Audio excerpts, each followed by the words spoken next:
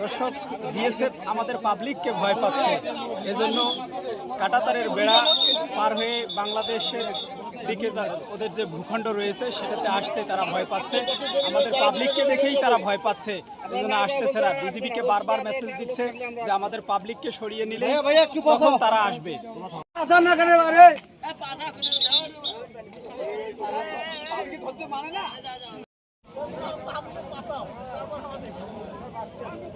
মোটরটা